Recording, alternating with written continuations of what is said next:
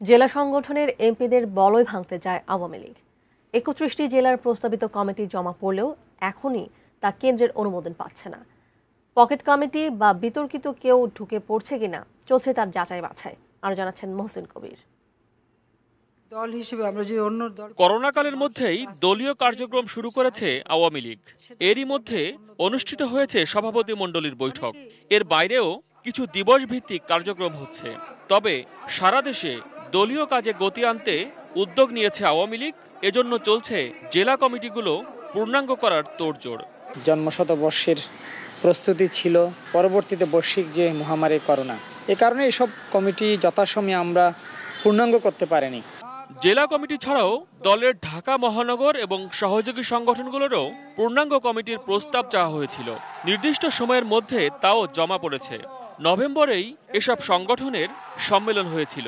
দ্রুততম সময়ের মধ্যেই এসব কমিটি নিয়ে যে সমস্ত অভিযোগ আসছে তা বিবেচনা নিয়েই আমাদের মাননীয় নেত্রী বঙ্গবন্ধু কন্যা শেখ হাসিনার নির্দেশক্রমে আমরা এসব কমিটি আমরা পূর্ণাঙ্গ করব এবং তা অনুমোদন দেওয়ার প্রক্রিয়া শুরু করব।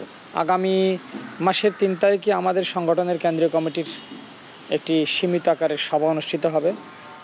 সেখানে আশা করি অসম্পূর্ণ সকল জেলা কমিটির যে প্রস্তাবিত পূর্ণাঙ্গ কমিটি আমরা অনুমোদন দিতে পারবো বলে আমরা আশা প্রকাশ করতেছি। বেশ কিছু জেলায় সভাপতি সাধারণ সম্পাদকের দ্বন্দ্ব রয়েছে।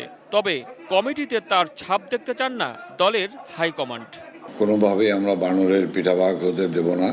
এটি দল, এই দলটির যারা ত্যাগী নেতা রয়েছেন, যাদের অনেক ত্যাগ তিতিক্ষা রয়েছেন, তাদের মর্যাদা অনুসারে তাদের পদমর্যাদা দেওয়ার ব্যাপারটি আমরা নিশ্চিত করতে চাই।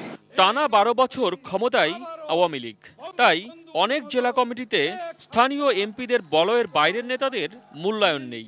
আবার দল ভারী করতে কোলে টেনে নেওয়া হয় বিতর্কিত অন্য দল থেকে আসা ব্যক্তিদের। সেই বিষয়েও এবার বেশি সতর্ক আওয়ামী লীগ।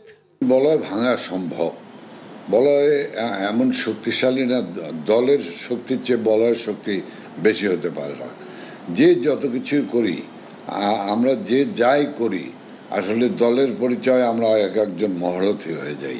এই যে 5টি উপনির্বাচনে মনোনয়ন দেওয়ার মধ্য দিয়ে যে বার্তা দিয়েছেন, সে বার্তাটি বুঝতে হবে।